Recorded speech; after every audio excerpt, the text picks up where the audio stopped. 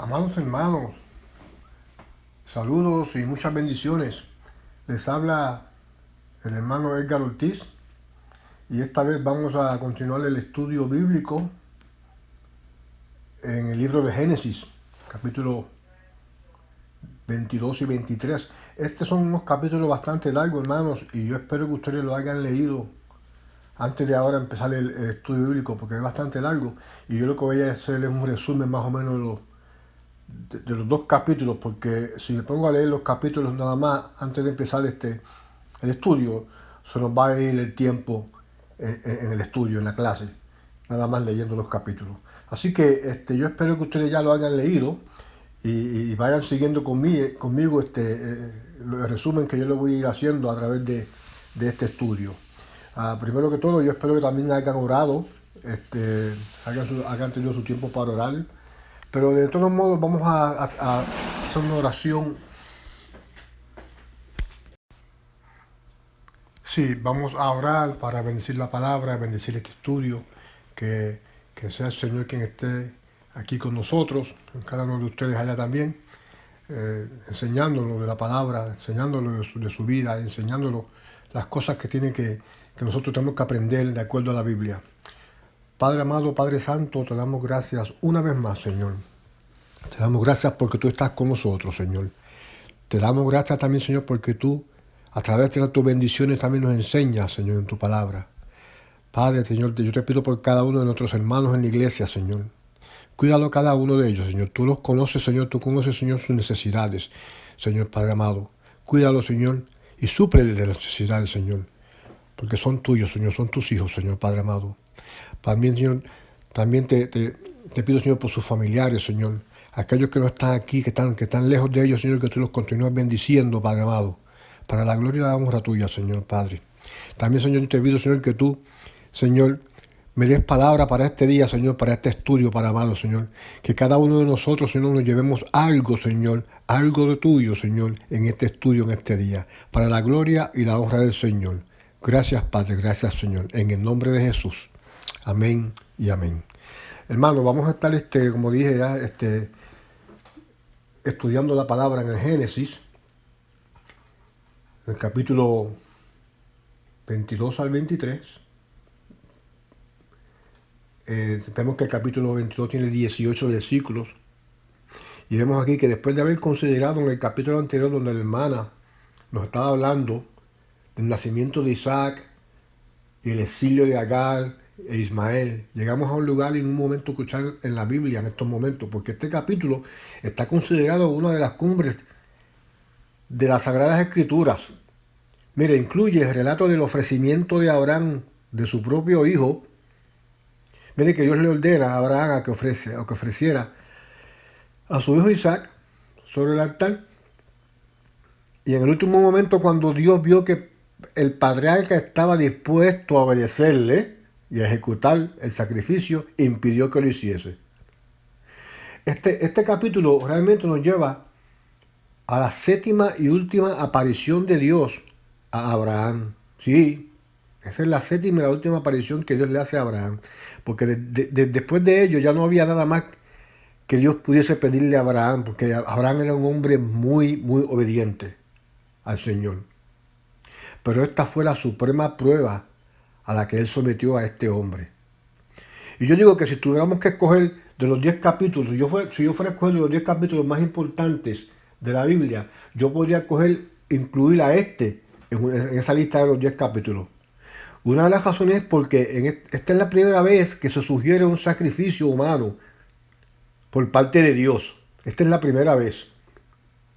El plan y propósito de Dios es explicarnos con claridad a través de este incidente que un sacrificio humano es erróneo. Escuche bien, un sacrificio humano es erróneo. Y en aquellos tiempos se hacían sacrificios humanos con otras religiones y otras sectas que habían. Y eso es erróneo. También este episodio nos revela que Dios requiere la entrega de una vida para Él. Y para que Él pueda salvar a los pecadores. No hay nadie entre los seres humanos digno de ocupar este lugar, solamente el Hijo de Dios. Él fue el único que lo hizo. Es interesante observar también que el apóstol Pablo dijo, Dios no escatimó ni a su propio hijo, escuchen bien, Dios no escatimó ni a su propio hijo. Quizás alguien podría agregar que él sí perdonó al hijo de Abraham, no permitiéndole a este que consumase el sacrificio de Isaac.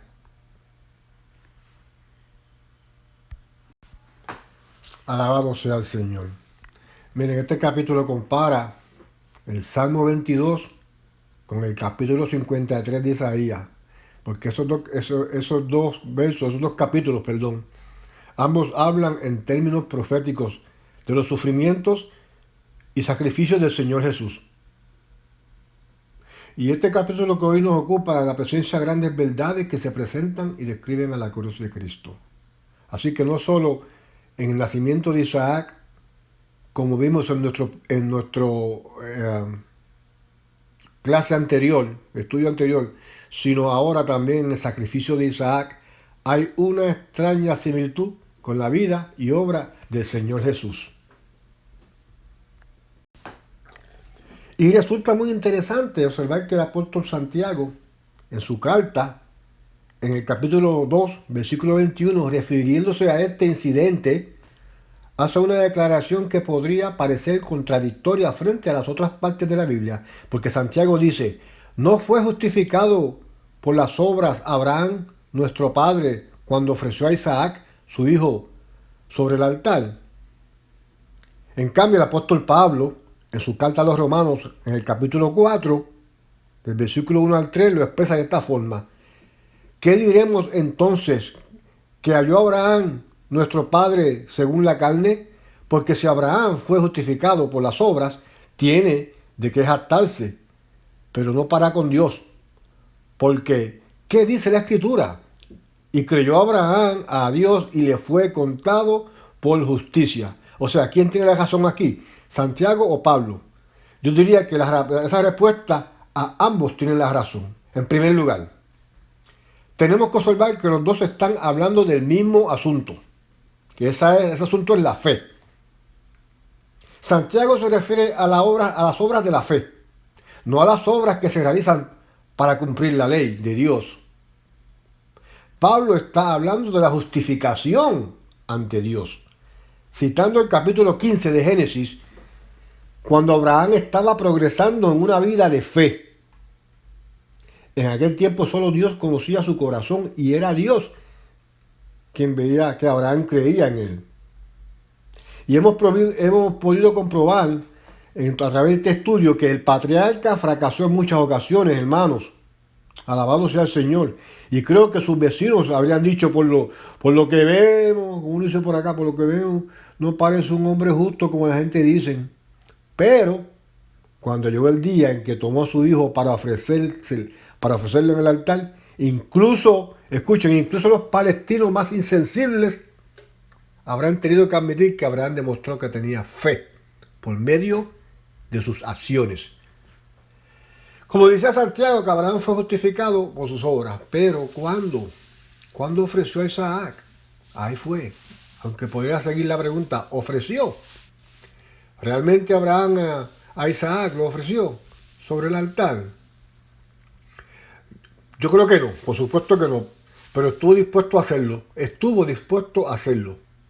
El mismo acto de estar dispuesto, de tener voluntad de hacerlo, es la acción de la que habló Santiago al expresar que Abraham tenía las obras de la fe. Alabado sea el Señor. Yo no sé si ustedes le ven el contraste a esto que acabo de decir, pero fíjense, miren cómo yo lo veo. Santiago estaba enfatizando las obras de la fe que hemos visto en este capítulo 22 de Génesis. Mientras que Pablo estaba refiriéndose a la fe de su corazón que Abraham tenía en el capítulo 15. Leamos el primer versículo que nos relata la forma en que Dios le mandó a Abraham que ofreciese a Isaac.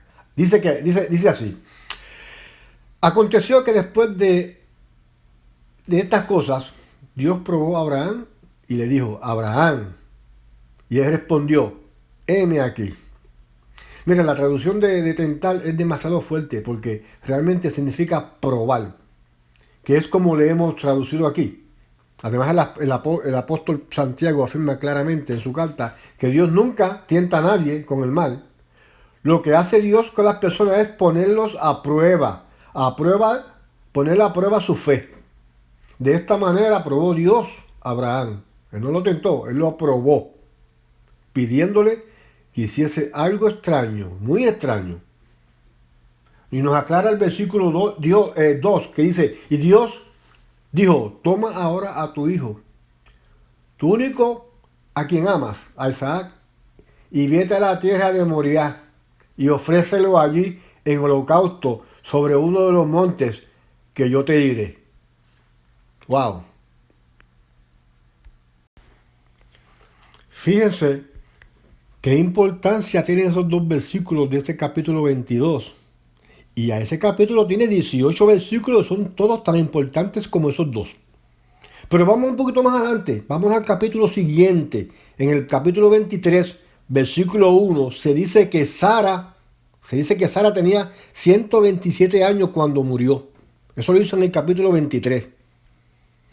Reuniendo todos estos datos con los de este capítulo 22, resulta que Isaac no era precisamente un chico como la gente se piensa que quizás tenía 8 años o un poquito más.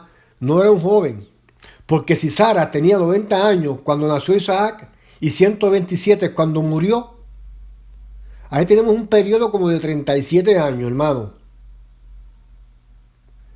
Ya que él es descrito aquí como un joven. Acuérdense que la gente allí duraban cientos y cientos de años.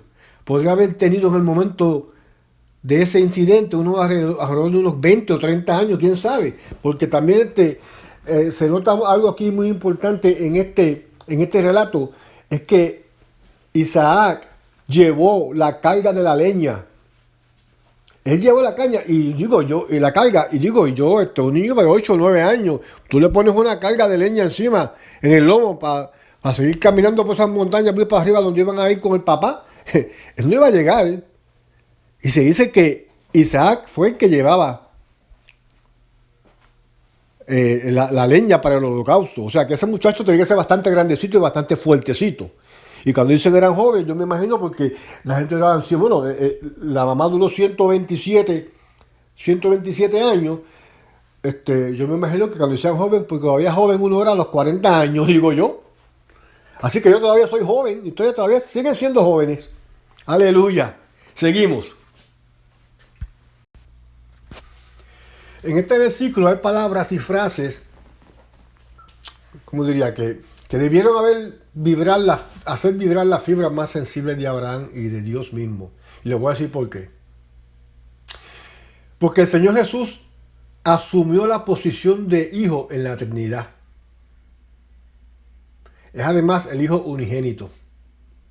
Así como Isaac era el único hijo a quien Abraham amaba. Y el Señor Jesús había dicho, el Padre me ama.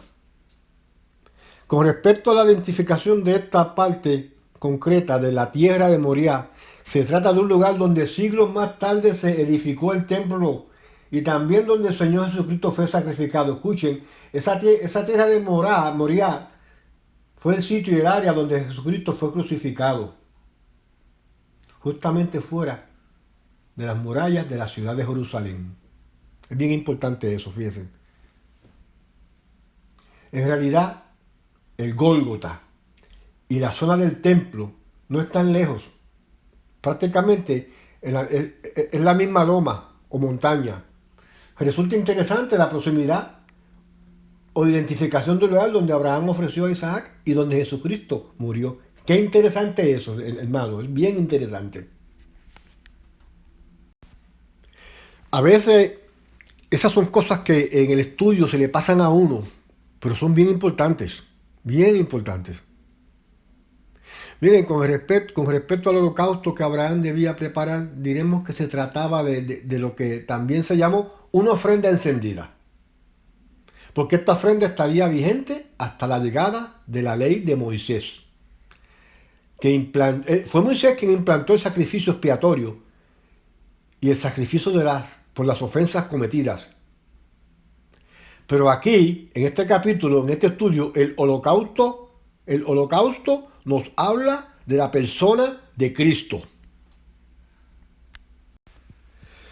Me siguen, hermanos. Mire, en este pasaje vemos el ofrecimiento de un sacrificio humano.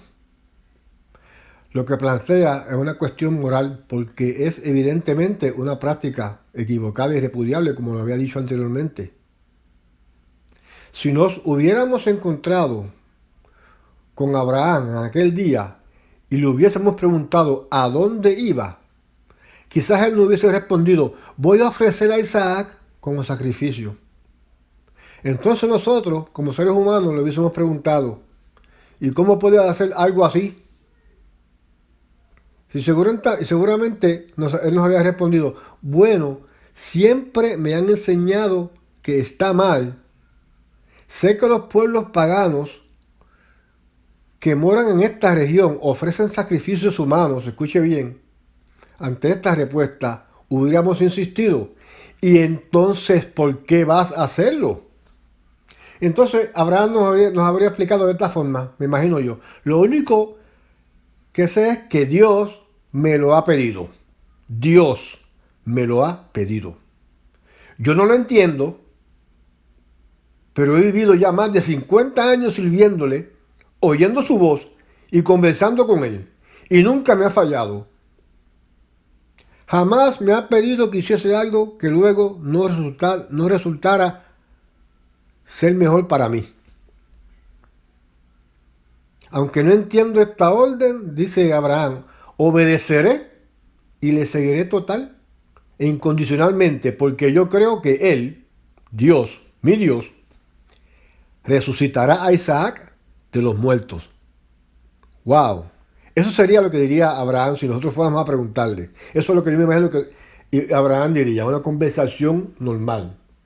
Vamos a entrar ahora en la parte del relato en que comprobaremos que Abraham obedeció a Dios.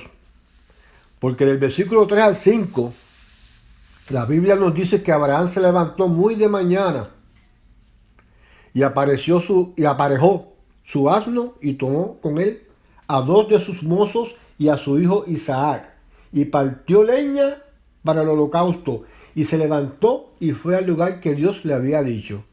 Al tercer día alzó Abraham los ojos y vio el lugar de lejos.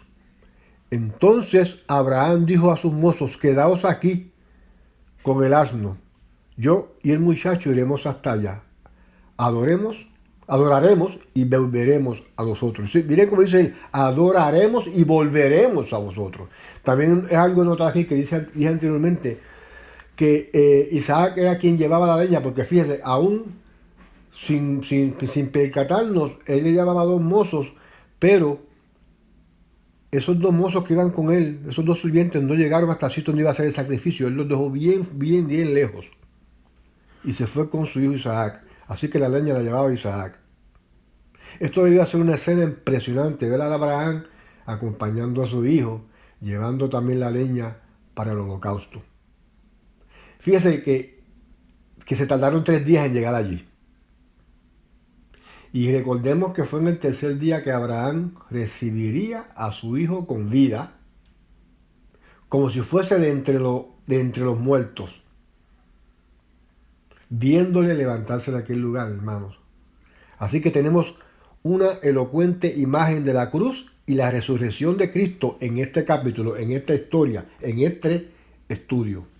También vemos que la acción iba a ser desempeñada solo por el Padre y el Hijo, por Abraham e Isaac. Los otros miembros del grupo se quedaron atrás. En realidad, en la cruz, Dios dejó fuera al ser humano. Fíjense, nadie más estaba en condiciones de intervenir. En aquel momento de oscuridad que tuvo lugar en pleno mediodía, que lo acabamos de celebrar esta semana que ha pasado, el ser humano fue dejado fuera, sin ninguna posibilidad de intervenir en los asuntos del Señor. Y durante aquellas 3 horas, la cruz se convirtió en un altar donde el Cordero de Dios, alabado sea Dios, que quita el pecado del mundo, fue ofrecido en sacrificio. En aquella cruz, la acción transcurría entre el Padre y el Hijo. El hombre fue excluido, quedando fuera de aquel evento, sin participar en lo absoluto. Y vemos en esta escena del Génesis que ocurrió lo mismo y quedaron solo Abraham e Isaac. Alabado sea el Señor. Hermanos, yo no sé si ustedes vieron en este capítulo, cuando estaban estudiándolo, la similitud de algo que pasó hace más de 2000 años, que acabamos de celebrar la semana pasada, que fue la crucifixión y la resurrección de nuestro Señor Jesucristo. Pero en este capítulo que estamos viendo aquí, ustedes están viendo la similitud que pasó aquí. Veamos ahora el versículo 6, en el mismo capítulo, donde dice que tomó Abraham la leña del holocausto y la puso sobre Isaac, su hijo, y tomó en su mano el fuego y el cuchillo, y los dos iban juntos. Dice también la palabra que la leña fue colocada sobre Isaac. También cuando Jesús era conducido al lugar designado para su muerte, por eso es que le estoy diciendo, hermano, miren la similitud de este capítulo, de estos capítulos con la muerte y resurrección de nuestro Señor Jesucristo. Los hombres colocaron la cruz sobre él. Él y la tuvo que llevar hasta el lugar del sacrificio. El fuego aquí nos habla del juicio y el cuchillo, de la ejecución del juicio y del sacrificio. Y continuamos leyendo el diálogo entre el Padre y el Hijo en los versículos 7 y 8. Y mire cómo dicen: y habló Isaac a su padre Abraham y le dijo: Padre, Padre mío. Y él respondió: heme aquí, hijo mío. Y dijo Isaac: aquí están el fuego y la leña, pero ¿dónde está el cordero para el holocausto? Y Abraham respondió: Dios proveerá para sí el cordero para el holocausto, hijo mío. Y los dos iban juntos. O sea que más adelante en el versículo 13 nos diría que poco después, como un carnero quedaría atrapado por sus cuernos en un matorral, y Abraham lo tomaría, lo sacrificaría. Y acabamos de leer que Abraham dijo que Dios proveería el cordero para el holocausto. Pero aquí no hubo cordero, sino un carnero. Fíjense, aquí lo que hubo fue un carnero. Esa fue la diferencia. El cordero no sería provisto hasta siglos más tarde, fíjense, hasta que Juan el Bautista lo señalase identificándolo, diciendo, como vemos en el Evangelio según el libro de Juan capítulo 1, versículo 29, y dice así: he aquí, o he ahí el Cordero de Dios que quita el pecado del mundo. En este pasaje del Génesis, cuando Abraham dijo a Dios: Dios proveerá el Cordero para el holocausto, estaba hablando proféticamente. Escuchen, estaba hablando proféticamente de que iba a venir un Cordero, y ese Cordero era Jesús. Llegamos pues al momento en que Abraham estaba listo para ofrecer a su hijo sobre el altar. Mire, aunque él no comprendiese el porqué de todo, dice el capítulo 9, llegaron al lugar que Dios le había dicho, y Abraham edificó allí el altar, arregló la leña, ató a su hijo Isaac y lo puso en el altar sobre la leña. Isaac, a quien Abraham tuvo que atar, ya no era un chico tan joven, a quien hubiera podido doblegar fácilmente. Ya no era un hombre, hermano, ya era un adulto. Era un adulto que podría haberse resistido impuesto a Abraham, pero Isaac, como hijo también, estaba actuando con obediencia. Y así también el Señor Jesús fue a la cruz, diciéndole al Padre, no se haga mi voluntad, sino la tuya. Gloria a Dios, aleluya. Con la misma obediencia que fue Isaac para hacer el sacrificio, así también Jesús, con esa obediencia, fue al Calvario por nuestros pecados. Y aún más, porque Él dice al Padre, no se haga mi voluntad, sino la tuya. O sea, Él fue a la cruz para cumplir la voluntad de Dios. Miren, hermano, y en el versículo 10 es que nos lleva al punto culminante, porque dice, entonces Abraham extendió su mano y tomó el cuchillo para inmolar a su hijo. El versículo 10, la palabra nos dice que entonces Abraham extendió su mano y tomó el cuchillo para inmolar a su hijo. Esta es la verdadera crisis en la vida de Abraham, hermano. Dios le había llevado a través de 4 crisis precisas. Cada una de ellas fue un verdadero tormento para su alma y un peso sobre su corazón. La primera fue cuando fue llamado a salir y dejar a sus familiares en Ur de los Caldeos. Eso fue una dura prueba y no la encaró muy bien en un principio, pero siempre, y aunque siempre finalmente afrontó la ruptura. La segunda crisis tuvo que ver con su sobrino Lot. Abraham lo apreciaba mucho, de otra manera no le habría estado llevando todas las partes que fue con él. Pero al fin llegó el momento en que tuvieron que separarse y Lot escogió ir a Sodoma. Ahora bien, la tercera crisis llegó con Ismael, el hijo que tuvo de Agar, la esclava, ¿se acuerdan?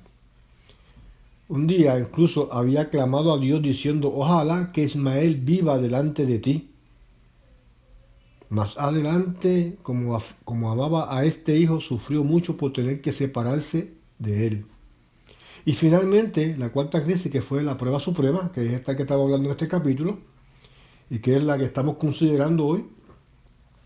Y Abraham no podía entender lo que estaba sucediendo, sencillamente porque Dios le había dicho previamente, hablando del hijo prometido, por Isaac será llamada tu descendencia.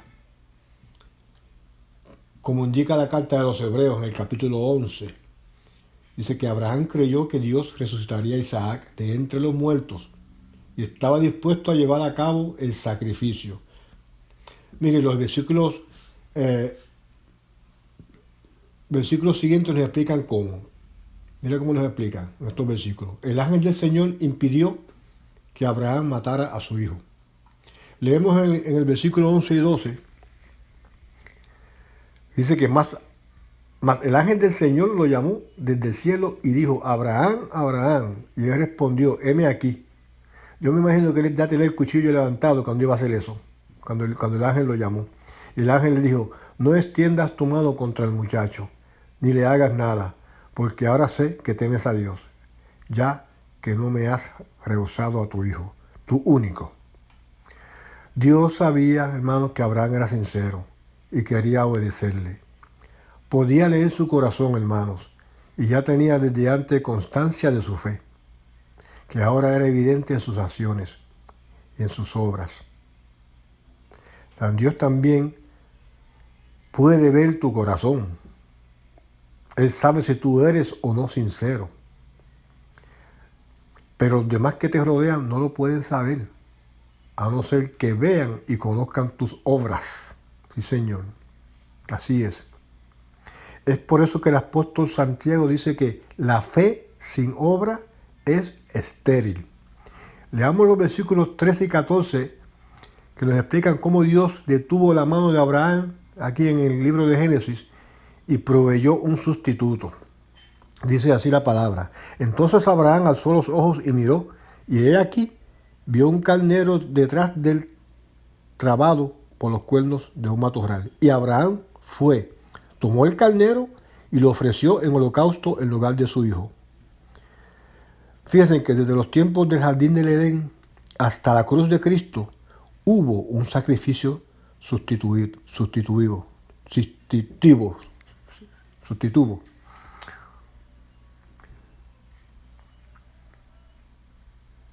Desde los tiempos del jardín del Edén hasta la cruz de Cristo hubo un sacrificio sustitutivo, mejor dicho, como el de ese carnero.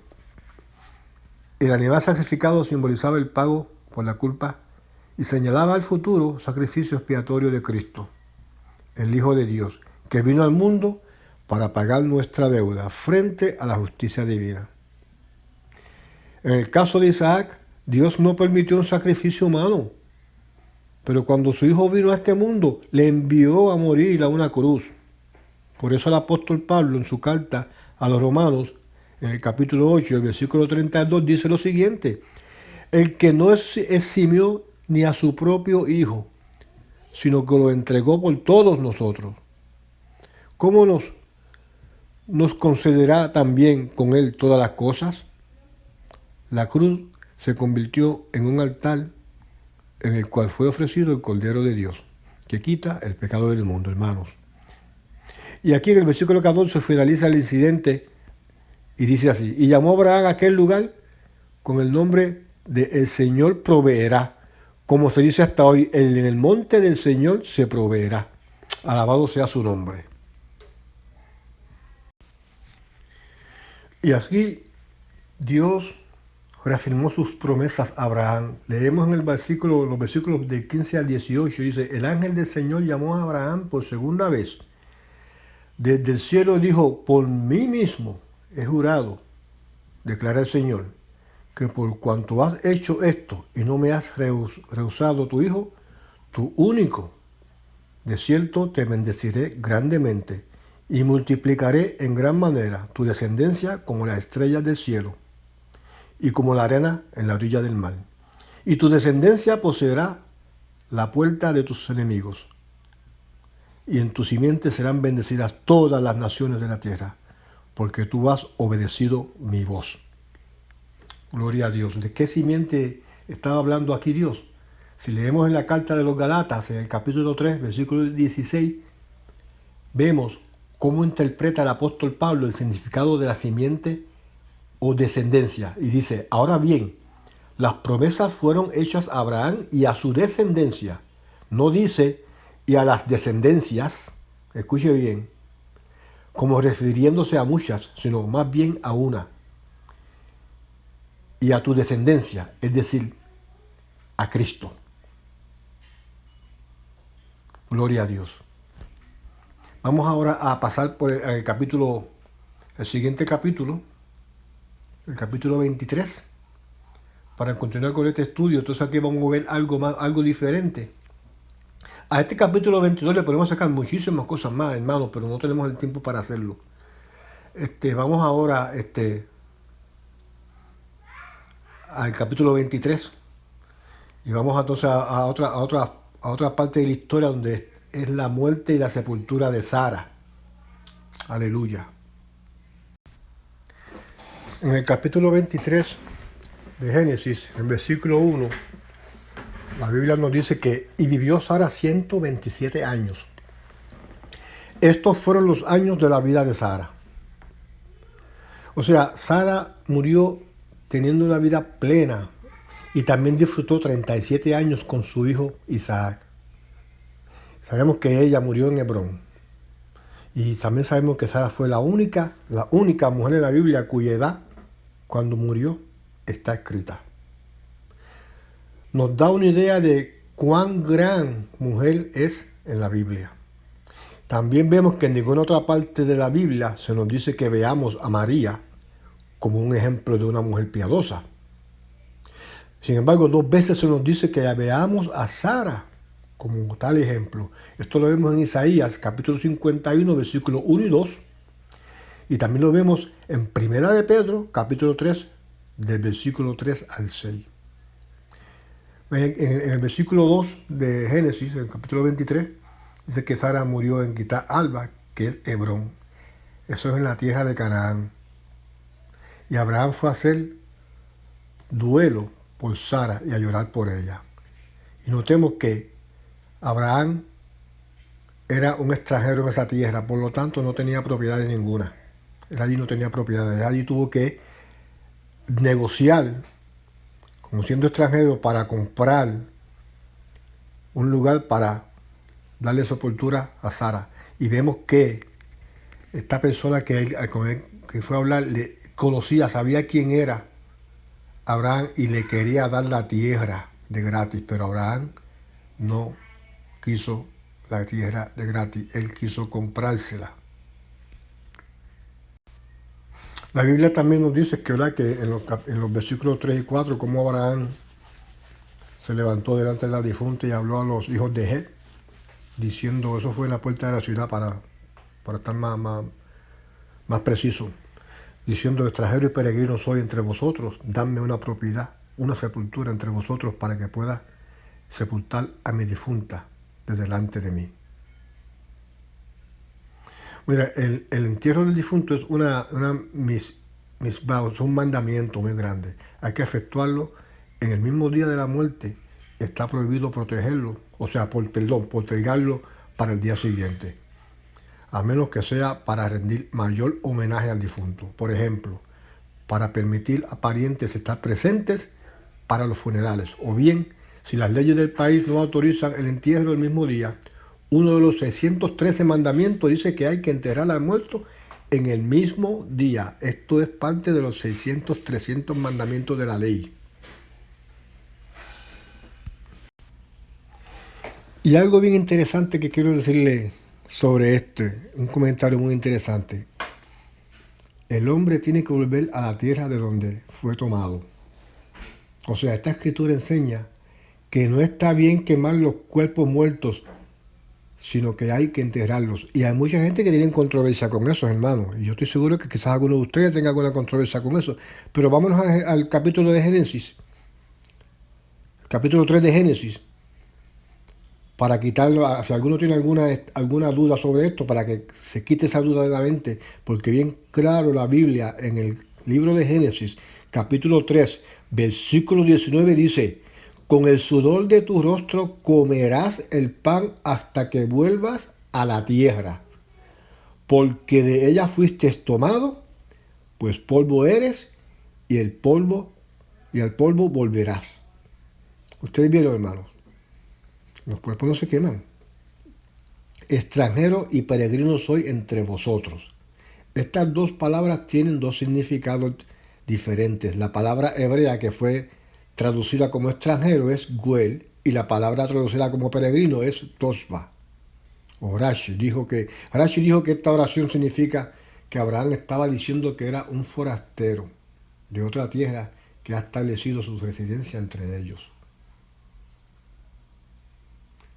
Según el punto de vista del Señor, el gentil que ha hecho la conversación por medio de Jesucristo no es ni Ger ni Tosha en Israel, sino tiene un estatus superior y es conciudadano con los santos y miembros de la familia de Dios. Porque Abraham no era ningún extranjero, él decía que sí, pero no era extranjero porque Abraham llevaba años viviendo en la región y se había ganado el respeto de los locales. Por eso fue que ellos respondieron positivamente a su petición y le iban hasta regalar la tierra. Pero tanto terminó hasta que el Señor, pues, Abraham consiguió lo que quería, que era comprar la tierra para la sepultura. Por ahí vemos que él no era, él dice que fue forastero, claro, él dice que fue forastero y extranjero, pero realmente el pueblo, ese pueblo, no lo consideraba a él un forastero, tampoco lo consideraba un extranjero, lo consideraban como parte ya del pueblo de ellos. Dice que Génesis 23, capítulo 23, versículos 5 y el 6 dice, y los hijos de He respondieron a Abraham diciéndole, óyenos, Señor nuestro, eres un príncipe poderoso entre nosotros. Sepulta a tu difunta en el mejor de nuestros sepulcros, pues ninguno de nosotros te negará su sepulcro para que sepultes a tu difunta. Mira, la oferta que le hacían parecía bien generosa, pero Abraham no quería dejar a Sara en la tumba de alguien más. Abraham quería dejar a Sara en una tumba comprada por él, que fuera de su propiedad. Él quería una propia, que perteneciera a su familia. Por ello les propuso lo siguiente, y ahí es que empieza el negocio, que si cómpramela, te la compro por esto, que si no, que coge la que... Y ahí que empiezan eso en los capítulos, en el capítulo 23, versículos 7 y 9, que empiezan a hacer ese negocio, que siguen con esa negociación con Efrón. Pero al fin y al cabo, el terreno que Abraham estaba solicitando era de Efrón, un líder del pueblo. Y él estaba presente en esa asamblea a la puerta de la ciudad y respondió de la siguiente manera. Dice así: Efrón estaba sentado sobre los hijos de Het, y Efrón y Tita respondió a Abraham a oídos de los hijos de Het y de todos los que entraban por la puerta de su ciudad, diciendo: No, Señor mío, escúchame, te doy el campo y te doy la cueva que está en él. A la vista de los hijos de mi pueblo te lo doy. Sepulta a tu difunta. La oferta de Efrón era generosa. Le ofreció a Abraham ese pedazo de tierra sin que él tuviera que pagar nada. Pero lo interesante de esto, hermano, es que Abraham tampoco aceptó la oferta. Él tampoco la aceptó. Dice en el versículo 12 y 13: Entonces Abraham se inclinó delante del pueblo de aquella tierra y habló a Efrón a oídos del pueblo de aquella tierra, diciendo: Te ruego que me oigas, te daré el precio del campo.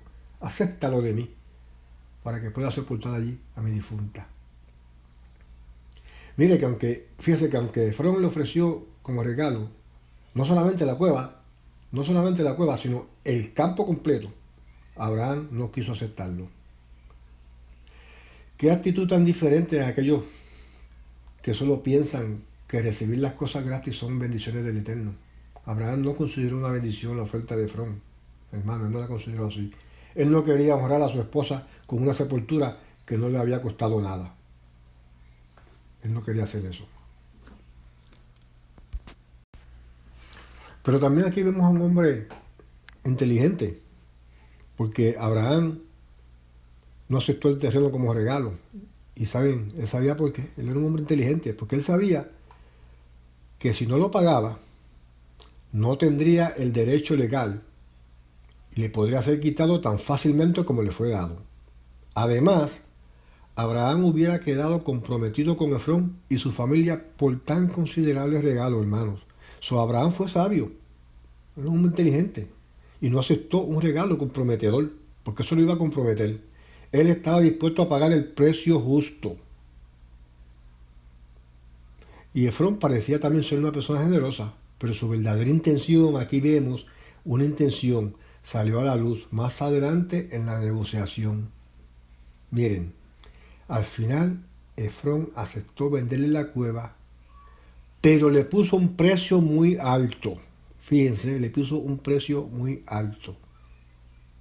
400 ciclos corresponden a más de 50 salarios anuales. ¡Wow! Según los descubrimientos arqueológicos de la época, un salario anual subía de 6 a 8 ciclos. Fue una exageración descartada el precio que le pidió Efrón. Quería aprovecharse de la riqueza de Abraham en un momento de emoción y debilidad cuando no estaba pensando en hacer negocios. Qué triste es ver cuando alguien se aprovecha de la generosidad de otro. Eso es egoísmo. Eso es egoísmo, hermano. Pero con todo eso, Abraham aceptó la oferta y pagó los 400 siglos de la plata que por el terreno, lo cual era una suma altísima. En esos tiempos el sueldo de un labrador al año era aproximadamente de 6 a 8 ciclos, como dije anterior, al año. Como mencionamos arriba también, de 6 a 8 ciclos al año. Por lo tanto, Abraham pagó aproximadamente el equivalente de 40 años, el equivalente de 40 años de labor de un hombre. ¡Wow! Eso sí que está tremendo. Dice el versículo 16 al 18: Y oyó Abraham a Efrón, y Abraham pesó a Efrón la plata que éste había mencionado a oídos de los hijos de Het, 400 ciclos de plata. medida comercial. Así, el campo de Efrón, que está en Macpela, frente a Mamre, el campo y la cueva que hay en él, y todos los árboles y el campo dentro de sus confines fueron cedidos a Abraham en propiedad a la vista de los hijos de Het, delante de todos los que entraban, por la puerta de su ciudad. En el texto hebreo aparece el nombre de Efrón, en el texto hebreo, con escritura defectuosa, faltando la letra Va.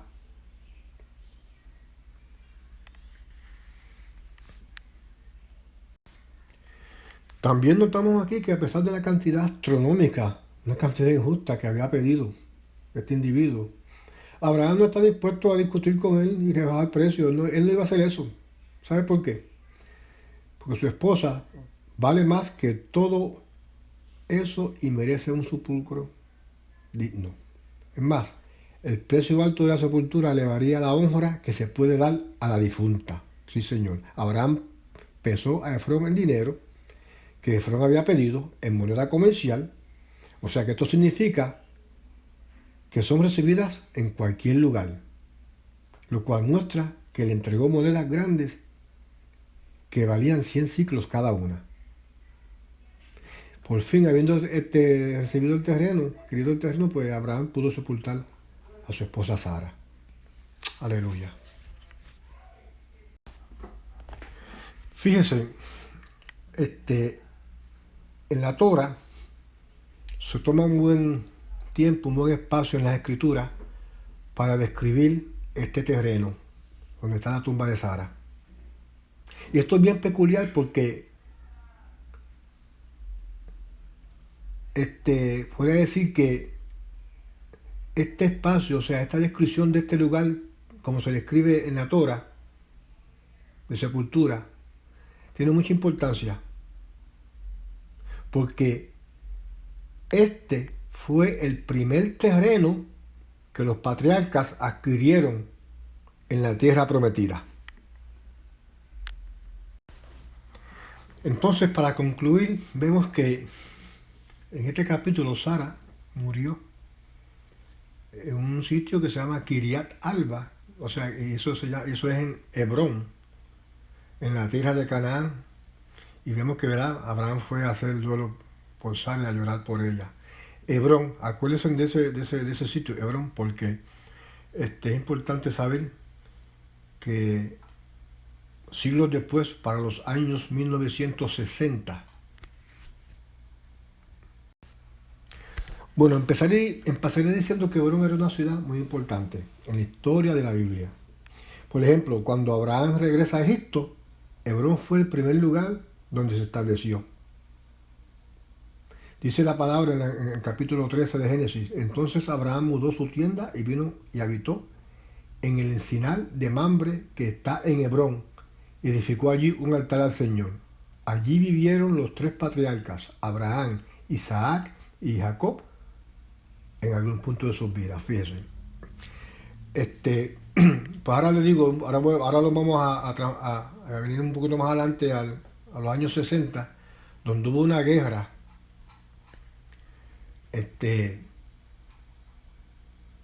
se llamaba la Guerra de los 6 días, no sé si alguno de ustedes recuerda eso. La Guerra de los 6 días, Israel tomó control de Hebrón, escuchen,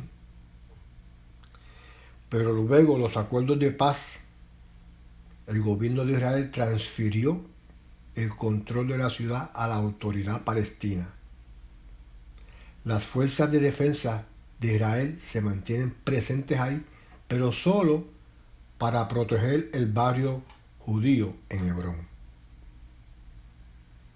Fíjense, desde aquellos siglos hasta los años 60 todavía esa tierra está ahí y es parte de la historia de la Biblia, de la historia del mundo. Con esto termino, hermanos. Le doy muchas gracias, le doy las gracias, me extendí un poquito más de lo que yo pensaba, pero le doy las gracias por escuchar este estudio. Le doy gracias a cada uno de ustedes por tomarse el tiempo de escucharlo. Cualquier pregunta, cualquier cosa que quieran añadir, porque esto es un estudio bastante largo, lo pueden escribir a través de WhatsApp o pueden hacer preguntas a través de ella. Pero hasta el momento, pues yo en mi capacidad personal me siento complacido y me siento satisfecho de este estudio. Pero sí, estamos siempre para aprender mucho más. Si hay algo más que se le puede añadir a este estudio, siéntase con la libertad de hacerlo, hermano, porque estamos aquí para aprender la palabra de Dios. Gracias, Señor. Gracias, Padre amado, por este estudio, Señor. Gracias porque tú nos has permitido, Señor, y nos has dejado, Señor, este tiempo, Señor, aleluya. Oh, gloria a Dios, para estudiar tu palabra, aleluya, para estar en ella, Señor Padre amado, para comunicarnos, Señor, aleluya, a través de ella, Señor Padre amado. Gracias, Jesús. Gracias por estas redes sociales que tú nos provees, Señor, para nosotros mantenernos, Señor, en contacto unos a los otros, Señor, aleluya. Gracias, Padre amado. Gracias, Señor, por cada uno de nosotros. Gracias por esto tuyo. Una vez más te pido, Señor, y que nos cuides, que nos bendiga y que nos sigas, Señor, dando el conocimiento y la sabiduría que nos dice la Biblia, la sabiduría que tú das, Padre amado, Señor. No seremos quizás como Salomón, que tú le diste todo, Señor, pero por lo menos danos un poquito, una porción de esa sabiduría, Señor. Necesitamos, Señor, para seguir adelante en la palabra tuya, Señor. Aleluya, gloria a Dios. Gracias, Padre, gracias, Señor. En el nombre de Jesús. Amén y amén.